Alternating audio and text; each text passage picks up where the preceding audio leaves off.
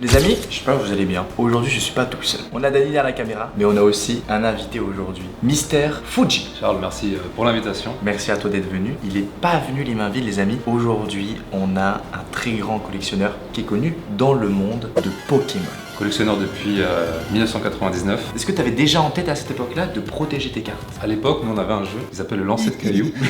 On mettait nos cartes au coin du mur et on balançait des cailloux dessous. Mais après quelques mois, une année, on a commencé à apprendre qu'il fallait faire attention aux cartes, mais pas à ce niveau-là. Parce que les gars, aujourd'hui, c'est pas des cartes sous petites protège-cartes qu'on va avoir. Ça va être des cartes, frérot. Elles sont tellement protégées. Est-ce qu'on peut juste montrer la boîte? Regarde Dani qui est en train de filmer la boîte. C'est une boîte avec un fucking code. Des cartes qui valent tellement cher. Il va me les présenter face cachée. Je vais devoir tenter de découvrir un petit peu les prix, combien elles coûtent, etc. Car il y en a, si je me trompe pas, qui dépassent les 5 chiffres. C'est facile. Ouais.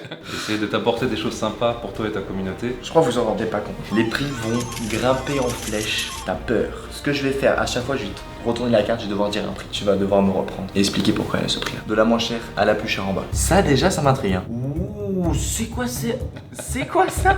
Un ticket de métro ou alors un ticket de cinéma. Nintendo Creators. C'est une carte pour accéder à un événement. C'est une carte téléphonique. Mec, mais jamais de la vie j'aurais pu trouver, mais ça me dit rien du tout. Ouais.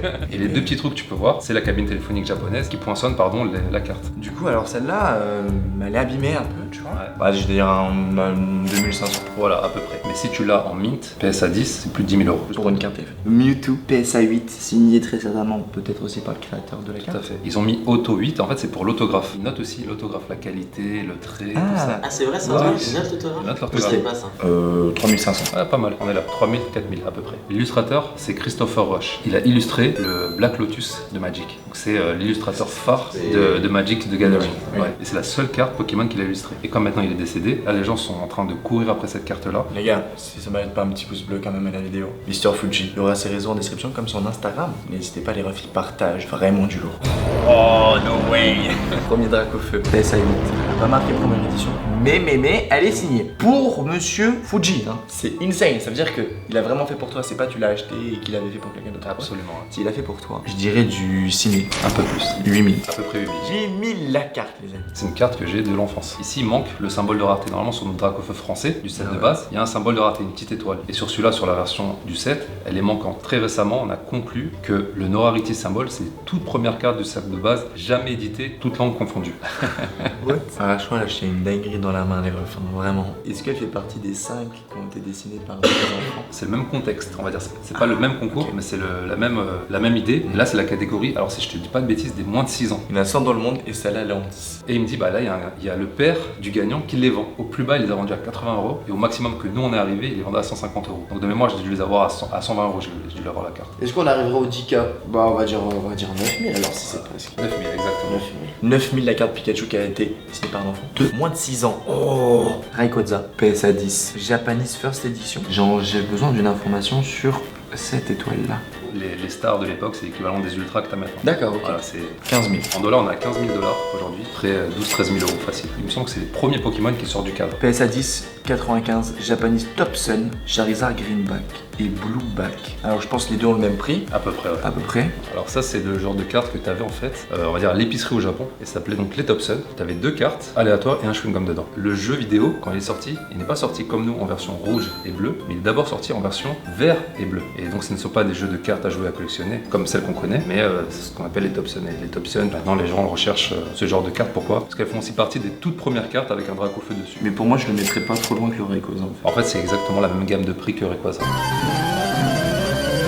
À partir de maintenant, ça rigole plus. Les cartes qui vont suivre sont estimées à plus de 1000 euros. Alors restez bien jusqu'à la fin. Oh les gars PSA 10, Dracofeu édition 1 PSA 10. Signé en plus par Mitsuhiro Arita. Et moi, je le voulais parce que voilà, c'est un illustrateur que j'apprécie énormément. Je connais aussi l'homme, donc on Je cherche dirais aux alentours de 50 000 au minimum.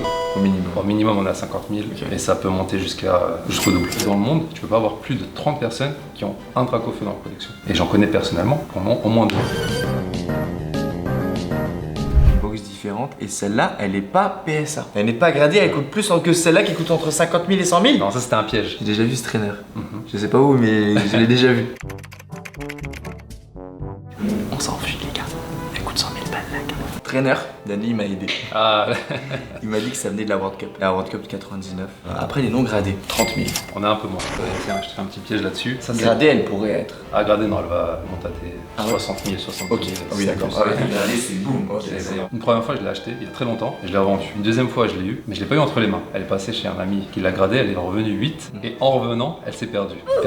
Ok. Et en vrai, c'est une carte que j'affectionne énormément parce qu'elle fait partie des premières cartes qu'on donnait aux participants des tournois. Exclusivité encore japonaise et Wow. je la voulais absolument. Et un Ok. jour, un autre ami aussi d'Île-de-France me dit il y avait cette carte là et c'était un lot sur lequel je voulais partir mais j'avais pas le budget et le mec super sympa il me dit bah écoute Fuji prends-le, juste paye-moi le même prix et les frais attenants. Top 3. Oh bébé. Ah non, ok, du coup c'était le même Pokémon. Kangourex 98 en 7. Le logo là, j'ai jamais vu ici. Kangourex PSA 7. Plus cher qu'un Draco édition en français. Ce que j'aime beaucoup, c'est que le contour golden. Vous pouvez l'avoir que dans un contexte particulier. Il fallait que les familles aillent jouer ensemble.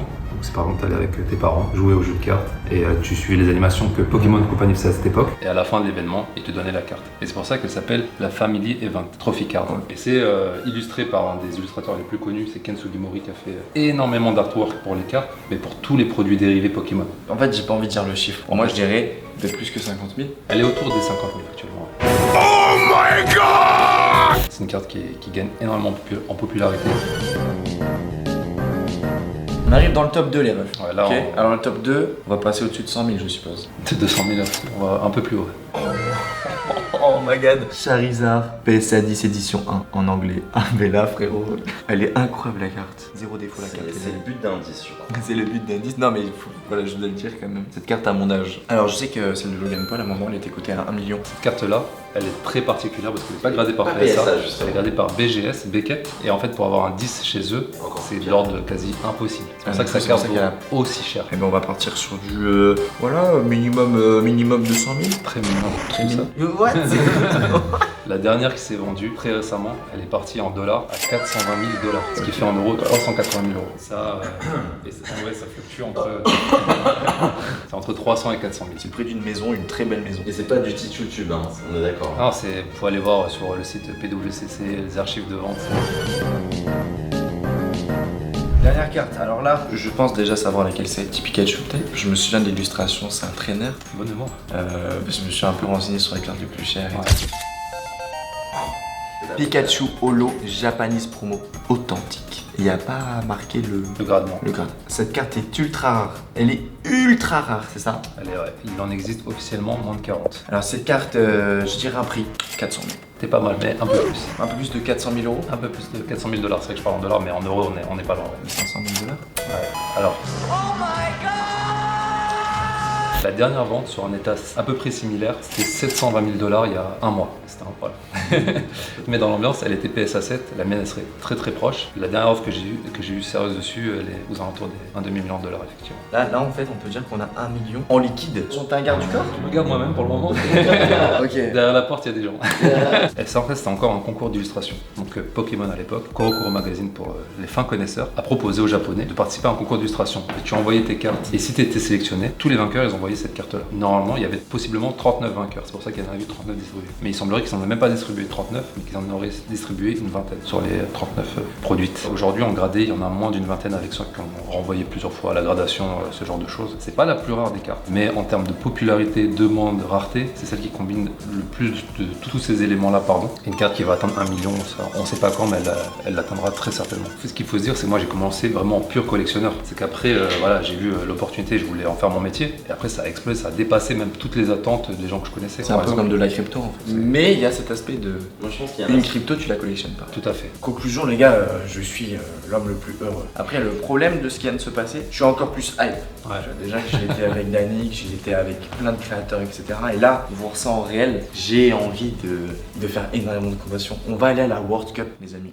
On va aller à la World Cup. On organise une convention TCG Ouais. avec à la fin un gala où les gens pourront se rencontrer, ceux qui aiment les Pokémon, Harry Potter, Yu-Gi-Oh, Dragon Ball et Magic par exemple. Donc là c'est la convention et le soir on a un gala avec une exposition notamment d'illustrateurs et d'autres belles cartes. C'est le 23 avril à Paris. Si tu me le permets, j'aimerais bien faire gagner des places de convention à ta communauté. Ah ouais? Ouais, écoute, No avec way. plaisir, ouais. Bah écoutez les amis, il y aura ces réseaux en description. Tu vas vouloir faire gagner ça sur ton Instagram. On va le faire gagner sur l'Instagram du gala TCG, parce que ça s'appelle le gala TCG. Ok. On fera un post spécialement pour toi et ta communauté. communauté pour qu'ils puissent venir nous voir. Franchement, merci mec. Écoute, c'est avec plaisir. Merci pour l'invitation. Et puis les amis, on va se quitter. Certainement la vidéo a été assez longue, mais je voulais vraiment voir tout ça en détail. Apprends les histoires sur tes cartes. C'est insane en fait. Je te remercie de vous d'avoir partagé ton histoire. C'est un plaisir, on a eu un bon feeling donc. Et puis ça m'a aidé de le faire. j'espère que ça a été bien aussi introduit dans le montage de la vidéo. Sur ce les amis, on se retrouve une prochaine pour de prochaines aventures sur la chaîne YouTube. Merci à ceux qui s'abonneront avec la cloche, ils lâcheront le petit pouce bleu. On va vite ranger ces cartes là, ok? À très vite les amis sur nos réseaux. Ciao bye. See you.